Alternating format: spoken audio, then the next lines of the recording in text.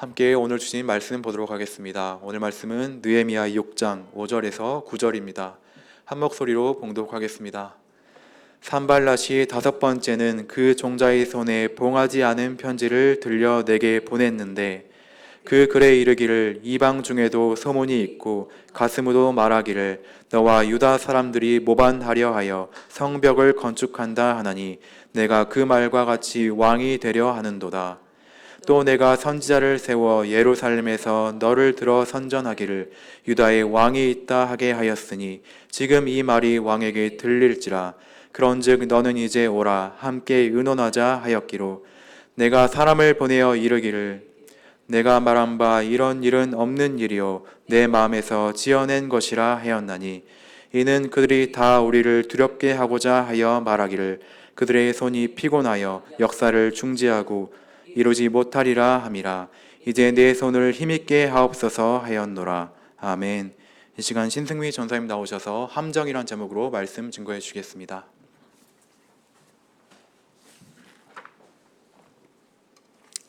오늘은 느헤미야서 6장 말씀 시간입니다. 산발랏과 도비야 그리고 아라비아 사람 게셈 그리고 나머지 사람들은 자신들의 위협과 그들이 펼치고 있는 계략에도 불구하고 느헤미야와 유대인들이 그들의 예루살렘 성벽을 거의 완성해 간다는 소식을 듣게 됩니다. 그러자 이제 그들은 성벽을 더 이상 방해할 수 없다는 것을 깨닫고 나서 이제 직접적으로 느헤미야를 공격해야겠다라고 생각하게 됩니다. 그들의 계획은 이러했습니다. 먼저 느헤미야에게 오노 평지라는 곳에 와서 우리와 함께 평화적인 회의를 하자라고 하면서 느헤미야를 초대하게 됩니다. 그런데 느헤미야를 초대한 다음에 말은 평화적인 이야기를 하자고 하면서도 사실은 느헤미야를 살해하기 위해서 느헤미야를 그곳에 초대한 거였습니다. 오노 평지는 유다 국경 근처의 어느 중립지대일 것이다 라고 그렇게 학자들은 추측하고 있습니다. 하지만 느헤미야는요, 그들이 자신을 죽이기 위하여 이런 계략을 꾸미고 있다는 것을 이미 눈치채고 있었습니다. 산발랏 일당들은 이제까지 느헤미야가 어떤 일을 하고 무슨 말을 하든지 항상 느헤미야에게 반대 입장에 섰던 것을 그도 잘 알고 있었기 때문입니다. 그래서 느헤미야는 그 모임에 참석하는 대신에 자신의 의중을 나타내는 대답을 전할 사자를 보내게 됩니다. 그 말씀이 느헤미야서 6장 3절 말씀입니다. 함께 보도록 하겠습니다. 시작. 내가 곧 그들에게 사자들을 보내어 이르기를 내가 이제 큰 역사를 하니 내려가지 못하겠노라. 어찌하여 역사를 중지하게 하고 너희에게로 내려가겠느냐 하매. 자, 느헤미야에게 있어서는 산발랏과 도비야 그리고 게셈 사람과 함께 회의를 하는 것보다 자신에게 무엇이 더 우선인지를 그들에게 말해주고 있는 것입니다. 느헤미야는 더 중요한 것이 무엇이라고요? 성벽을 완성하는 것이 나에게 있어서는 가장 중요한 일이다. 당신들하고 회의하는 것은 내게 그렇게 중요하지 않다라고 이야기하고 있습니다. 느헤미야는요, 자신의 소명에서 이탈하지 않아야 한다는 것을 말해주고 있습니다. 이런 느헤미야의 아주 단호하고 분명한 답변에도 불구하고 산발랏과 도비야는 한 번, 두 번, 세 번, 네 번 계속해서 초대장을 보내왔습니다. 계속해서 느헤미야도 그것을 거절했습니다. 그러자 다시 산발랏과 도비야는 계략을 또 수정을 하게 됩니다. 오늘 우리가 함께 읽었던 그 본문 말씀이 두 번째 계략입니다. 그들은요, 다섯 번째 초대장을 보낼 때는 그 서신을 인장을 찍지 않았습니다. 인장을 찍지 않았다는 것은 무엇입니까? 누구든지 봐도 된다는 것입니다. 자, 산발랏과 도비야는요, 초대장과 함께 일부러 봉하지 않은 편지를 보냈는데 그 당시의 편지는 보통 파피루스나 가죽에다가 글을 쓴 것이었어요. 그래서 그것을 돌돌 말아서 끈을 묶어서 그 다음에 거기에다 인장을 쿡 찍어야 됩니다. 근데 그러지 않았다는 건 뭐예요? 그 기간, 그러니까 이 서신을 들고 예루살렘에 도착하는 그 기간 동안 수많은 사람들이 읽어도 상관없다라는 것이 바로 인장을 찍지 않은 이유라는 것이에요. 그 당시에 어떤 그런 문화 같은 것이었습니다. 교묘하게도 이 편지는요, 악의적인 소문을 유포하기 위한 도구로 사용되게 됩니다. 산발랏은 이 악의적인 소문으로 느헤미야와 유대인들이 마음이 불편하고 그리고 불안에 떨기를 원했습니다. 이 편지의 내용은 다음과 같습니다. 첫 번째, 느헤미야와 유대인들이 페르시아에 대적하기 위하여 지금 성벽을 견고하게 세우고 있다더라 라는 것이에요. 있다더라예요. 두 번째, 느헤미야가 왕이 되기 위해서 유다의 왕임을 선언해 줄 선지자들을 세우고 있다더라 라는 내용이 담겨 있습니다. 또 세 번째, 그로 인하여 그 소문이 페르시아의 아닥사스다 왕의 귀에 꾀까지 들어가게 되어서 이제 느헤미야의 반역과 배신에 대하여 왕이 군대를 일으킬지도 모른다더라 라는 것이 바로 이 서신에 담겨져 있습니다. 그들은 이 방법을 통해서도 몇 해 전에, 오래전에 이 계략이 성공했던 적이 있습니다. 우리가 에스라 4장에서 그 내용을 확인했었습니다. 에스라 4장 19절 후반절 말씀만 함께 보도록 하겠습니다. 시작. 과연 이 성읍이 예로부터 왕들을 거역하며 그 중에서 항상 패역하고 반역하는 일을 행하였으며. 자, 대적자들이 이 말을 아닥사스다 왕에게 고함으로 말미암아 아닥사스다 왕이 그 말을 듣고 노하여서 예루살렘의 성벽 쌓는 것을 금지시켰습니다. 이미 그런 성공의 전략이 있었기 때문에 산발랏과 도비아는 이번에도 똑같은 방법을 사용하고 있는 것이에요. 자, 산발랏은요, 이런 악의적인 소문으로 느헤미야에 대한 예루살렘 사람들의 충성심이 느슨해지기를 원했습니다. 또 원하는 게 있었는데 만약 이 일로 인하여 문제가 발생하게 될 경우에 이 모든 문제를 느헤미야가 뒤집어 쓰기를 간절히 바랬다는 것입니다. 하지만 느헤미야는요, 산발랏의 서신에 대해 아주 단순하고 단호하게 대답을 합니다. 뭐라고 말하냐면 너희가 말하고 있는 이런 일은 있지도 않은 일이며 그리고 전부 네가 지어낸 거짓말인 것을 나는 잘 알고 있다 라고 하면서 그는 이렇게 답변을 하게 됩니다. 산발랏과 도비아는 하나님에 대한 느헤미야의 헌신과 섬김의 깊이가 어떠한지 그들은 감히 이해하지 못하고 있었던 것입니다. 느헤미야는요, 혹시 사람들이 자신에 대하여 오해하거나 혹시 자신의 개인적인 안전이 위협에 처하거나 자신의 마음이 불안해지거나 그 모든 것에 개의치 않는 사람이었습니다. 그에게 있어서 자신이 불안해지거나 자신의 안전이 위협을 받는 것보다 더 중요한 것은 무엇이었냐? 하나님이 자신에게 주신 소명인 예루살렘 성벽을 완성하는 것이 그 어떤 것보다 가장 우선이었던 사람입니다. 그는요, 대적들의 계략에 조금도 끌려다닐 생각이 없었습니다. 그는 대적들의 정치적 책략에 말려드는 대신 더 깊은 헌신과 순종으로 나아가기 위하여 하나님 앞에 단순하게 이렇게 기도를 올립니다. 하나님, 이제 내 손에 더 많은 힘을 주시옵소서. 내가 이제 마지막 성문까지 달아 이 성벽을 완성하겠나이다. 느헤미야는 대적들의 넘치는 위협적인 이런 도전에도 불구하고 그는 더욱더 하나님 앞에 나아가는 것을 볼 수가 있습니다. 모든 지도자들은요, 항상 문제를 맞닥뜨리게 됩니다. 근데 문제를 맞닥뜨리게 될 때요, 많은 문제 중에 어떤 문제를 우선순위로 해결해야 될지 분별하는 지혜가 필요하다는 것입니다. 왜냐하면 지도자도 사람이기 때문에 모든 것들을 다 한꺼번에 처리할 수는 없습니다.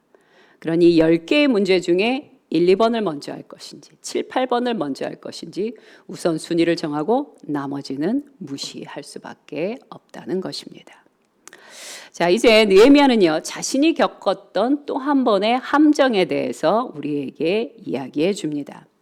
어느 날 그는 스마야라는 사람이 집에서 두문불출하고 있는 것을 알고는 그의 집을 찾아가게 됩니다. 그런데 스마야는 느헤미야에게 이렇게 말을 하게 됩니다. 느헤미야 6장 10절 후반절 말씀만 함께 보겠습니다. 시작. 스마야가 두문불출하기로 내가 그 집에 가니 그가 이르기를 그들이 너를 죽이터이니 우리가 하나님의 전으로 가서 외소 안에 머물고 그 문을 닫자. 저들이 반드시 밤에 와서 너를 죽이리라 하기로. 자, 여기서 느헤미야를 죽이겠다는 사람들이 누굴까요? 산발락과 도비야 일당을 말하고 있는 것입니다. 스마야는요, 뭐라고 얘기하고 있냐면 느헤미야에게 하나님의 음성을 들었다라고 말하면서 느헤미야 총독님, 이제 그들이 와서 당신을 밤에 몰래 죽일 것입니다. 그러니 이제 우리 예루살렘에는 숨을 곳이 없으니 성전, 성소의 깊은 곳에 들어가 숨으십시오. 그렇지 않다면 당신의 목숨을 부지하기가 어렵습니다. 라고 그렇게 느헤미야에게 말을 해준 것입니다. 그 말을 듣자마자 느헤미야는요, 머뭇거리지도 않고 스마야에게 이렇게 말을 합니다. 뭐라고 말하냐면요, 내가 총독인데 어떻게 도망을 가겠습니까? 그리고 또한 제사장도 아닌 내가 어떻게 성소 안에 들어가 생명을 보존하겠습니까? 성소는요, 제사장이 아니면 아무도 들어갈 수 없는 곳이에요. 왕도 들어가서는 안 되는 곳입니다. 근데 이 스마야는 느헤미야에게 당신의 생명을 보존할 유일한 방법은 성소 안에 들어가는 것밖에 없다라고 그렇게 하나님의 말씀이라고 전해준 것입니다. 느헤미야는요, 율법을 어기면서까지 자신의 목숨을 부지하고 싶은 생각이 조금도 없었습니다. 결국 이 사건은요, 하나님께서 스마야를 보내신 것이 아니라 도비야와 산발랏이 뇌물을 주어 스마야로 하여금 거짓 예언하도록 그렇게 시켰다는 것을 알게 됩니다. 대적자 도비야는요, 자녀들의 결혼을 통하여서 이미 예루살렘의 귀족들, 그 상류 계층 안에 자신의 팔을 많이 만들어 놓고 있었습니다. 그 얘기는 뭐냐면요, 느헤미야에게 있어서 대적은 밖에만 있는 것이 아니라 안에도 있었다는 것이에요. 느헤미야가 어떤 일을 하려고 할 때마다 도비야의 파 사람들이 계속해서 느헤미야가 하는 일에 대해서 대적하고 반대하고 방해를 했다는 것을 우리는 알 수 있습니다. 느헤미야를 두렵게 하거나 범죄하게 만들기 위해 매수된 사람들은 스마야 말고도 더 있었던 것을 우리는 알게 됩니다. 산발락과 도비야는 느헤미야가 자기 보호 본능과 인생에서 충분히 가질 수 있는 그 두려움으로 말미암아 진리의 말씀을 어길 거라고 그렇게 쉽게 착각한 것입니다. 만약 느헤미야가 이 계략에 넘어갔다면 어떤 일이 벌어졌을까요? 느헤미야는요, 수치를 당했을 것입니다. 백성들은요, 느헤미야가 하나님의 율법을 가르치는 사람으로서 오히려 율법을 어겼다고 그의 도덕성을 비난했을 것이며, 느헤미야의 대적자들은 느헤미야가 저지른 한 가지의 잘못을 플러스 10개를 더해서 더 악의적인 소문들을 더 많이 만들어냈을 것입니다. 그렇게 되면 어떻게 될까요? 느헤미야가 갖고 있었던 존경받는 지도자로서의 위치가 흔들릴 수밖에 없게 되는 것입니다. 그것을 잘 알고 있던 느헤미야는 하나님의 율법을 지키면서도 그러면서도 자신의 맡은 바 소명의 길을 계속해서 걸어가는 지혜로운 모습을 우리에게 보여주고 있습니다. 자, 이제 느헤미야는요, 자신의 대적들을 하나님의 손에 올려드립니다. 그는 대적을 치는 그런 복수를 자신의 손으로 직접 하지 않습니다. 그냥 하나님께 맡겨드립니다. 그게 느헤미야서 6장 14절에 나옵니다. 함께 읽겠습니다. 시작. 내 하나님이여, 도비야와 산발락과 여선지 노아다와 그 남은 선지자들 곧 나를 두렵게 하고자 한 자들의 소행을 기억하옵소서 하였노라. 얼마나 많은 사람들이 느헤미야를 대적하고 일어났었는지를 우리는 알 수 있습니다. 그것도 누가요? 선지자라 칭하였던 사람들이, 백성들로부터 많은 존경을 받았던 종교 지도자들이 느헤미야의 대적자들로 앞서갔다는 것을 우리는 알 수 있습니다.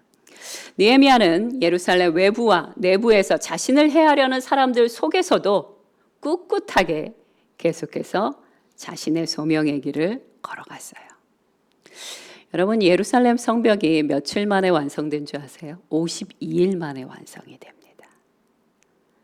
52일 만에 완성이 됐다는 것은요, 느헤미야의 탁월한 지도력도 있지만 이 모든 것이 하나님의 진정한 은혜라는 것을 우리는 알 수 있습니다. 어떻게 52일 만에 그 성벽을 완성할 수 있겠습니까?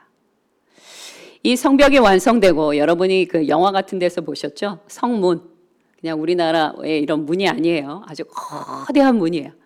그냥 온갖 무기로 아무리 뚫으려고 해도 뚫을 수 없는 아주 거대한 문이었겠죠. 그 문까지 완벽하게 완성이 되고 나면 이제 산발락과 도비야와 및 아라비아 사람이건 그 어떤 이방인들도 감히 예루살렘 성을 함부로 드나들 수 없게 되는 것이에요. 이것이 아주 중요합니다. 감히 대적자들이 함부로 예루살렘 성을 쳐들어올 수 없는 것, 방어막을 구축하는 것, 그렇게 함으로 하나님의 백성을 안전하게 지킬 수 있는 것, 이것이 바로 하나님이 느헤미야에게 주셨던 소명이었습니다. 지도자는요, 자주 직접적인 공격의 대상이 됩니다. 그럴 때일수록 하나님의 보호하심을 의지하여 하나님의 부르심의 소명과 목적을 향해 나아가야 합니다. 지도자는 한쪽에서는 평화를 도모해야 하지만 또 다른 한편에서는 진리와 의에 대해서 절대로 타협해서는 안 됩니다.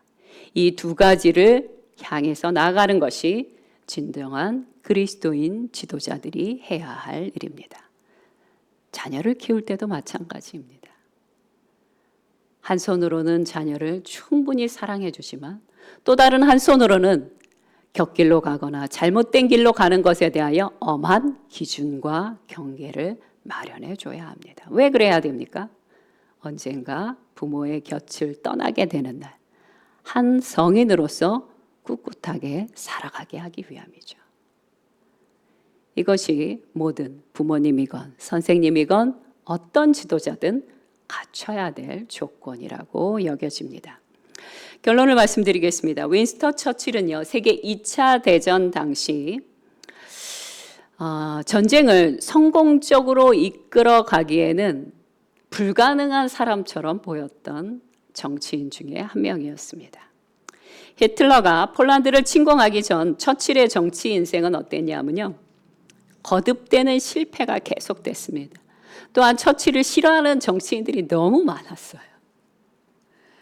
그래서 처칠을 대적하는 대적자들의 연합이 너무 막강했다고 합니다. 그래서 이제 처칠은 그야말로 끝났다라는 것이 영국 정치계의 평판이었습니다. 그는 질병도 많았고요, 두려움도 많았고요, 그리고 언어적 장애도 있었다고 합니다. 그런 어릴 때 부모님들이 너무나 그 불화가 심한 부모님들 밑에서 살아서 이 불안정한 감이 굉장히 심했다고 그래요. 불안감이. 그래서 전쟁이라는 거대한 문제를 도무지 해결할 사람으로 아무도 생각하지 않았다고 합니다. 하지만 이런 사람들의 편견에도 불구하고 처칠이 갖고 있었던 아주 중요한 장점이 있습니다. 그것은 무엇이었냐면요, 반드시 이 전쟁을 이기고야 말겠다는 그 목표의식이 아주 뚜렷했다고 합니다.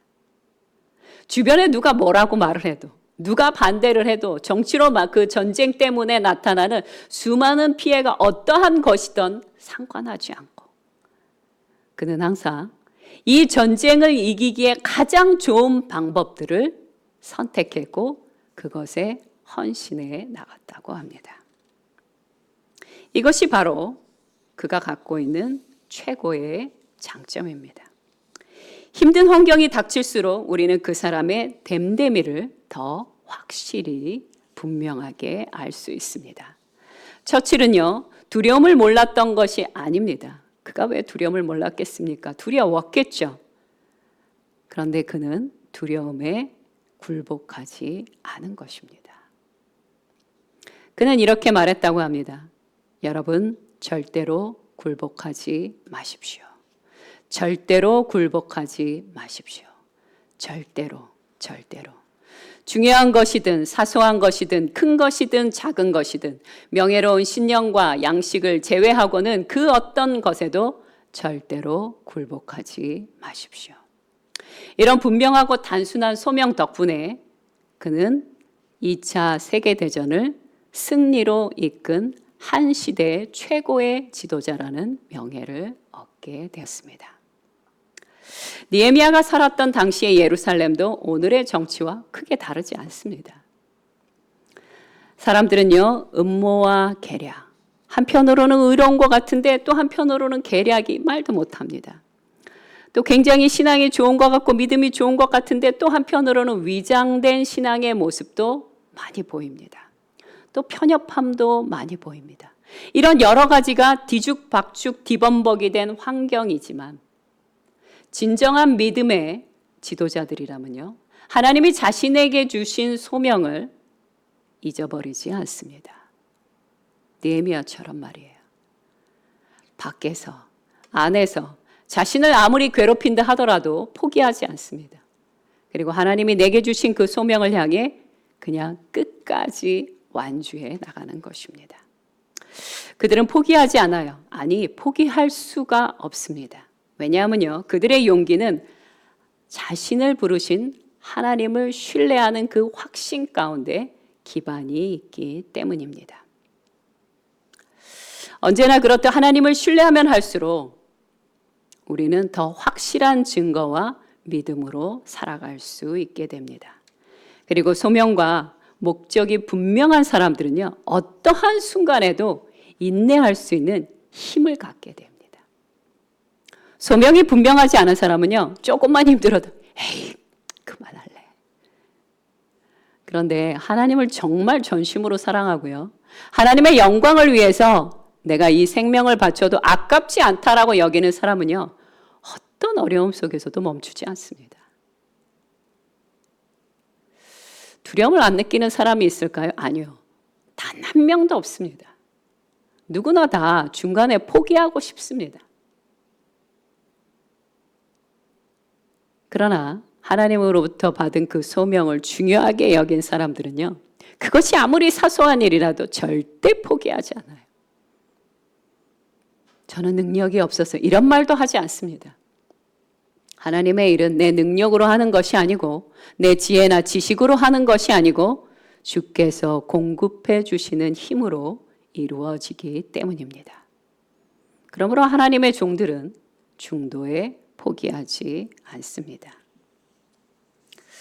느헤미야는 목적의식이 굉장히 분명했던 사람입니다. 그의 마음은 하나님을 섬기고 영화롭게 해드리겠다는 그 열망에 사로잡혀 있었습니다. 그는 하나님을 경외했기 때문에 자신의 안전을 위협하는 대적들의 그 수많은 계략에도 불구하고 넘어지지 않았습니다. 또한 공허하고 끝없는 논쟁의 늪에도 빠지지 않았습니다. 세상의 위협에 주눅들지도 않았고요, 낙담이나 두려움 때문에 중단하지도 않았습니다. 그는 하나님의 말씀과 율례를 따라 계속해서 걸어갔고 52일 만에 드디어 성문까지 완성하게 됩니다. 여러분, 우리는 그리스도인으로서 하나님의 능력과 기적을 기대할 수 있는 그리스도인들이에요. 그런데 그 기적을 어떻게 만들어 갈까요? 저는 그 기적을 만드는 방법을 알고 있습니다. 그 기적은 어렵지 않습니다. 오늘 하루 주님을 경외함으로 내가 해야 할 그 일을 가장 최선을 다해서 잘하게 되면요. 그 날이 하루가 되고 1년이 되고 5년이 되고 10년이 되면 어느 날 내가 상상도 못했던 기적 가운데 서 있는 것을 발견하게 되실 것입니다. 그러니 제가 여러분에게 몇 가지 적용점을 드리기를 원합니다. 첫 번째는요. 내가 살면서 도대체 무엇을 두려워하고 있는지 그 두려움의 정체에 대해서 한번 구체적으로 적어보시기 바랍니다. 또 나는 도대체 그걸 왜 두려워하는지도 적어주셨으면 좋겠습니다. 그리고 그것들 하나하나를 하나님께 내어드리고 그 두려움을 떨쳐버리시기 바랍니다. 당연히 두렵죠. 두려우나 그러나 그럼에도 불구하고 나는 지나가리라. 나는 너를 넘어가리라. 나는 주님과 함께 이 길을 가리라. 그것이 우리의 적용점입니다. 두 번째는요. 시간을 내어 내 인생의 소명이 무엇인지 이미 알고 계시겠지만 혹시 모른다면 기도하시고요. 이미 알고 있더라도 그것을 노트에 적어보시기 바랍니다. 한 줄로 쭉 적지 마시고요. 구체적으로 적어보시기 바랍니다. 이거는 이렇고 저거는 저렇고 하나님이 내게 이런 말씀을 주셨고 그리고 내가 이렇게 되기를 원하신다. 그것을 구체적으로 적어보시기 바랍니다. 하나님께서 나를 이렇게 영광스러운 일 가운데 나를 부르셨음을 다시 한번 되새겨 보는 것입니다. 올 한 해도 그리스도를 따르기 위하여 그 방향성을 정해야 하는 것입니다. 그리고 옳은 일을 행하고 내 삶을 온전히 하나님 손에 맡겨 드리시기 바랍니다. 함께 기도하겠습니다.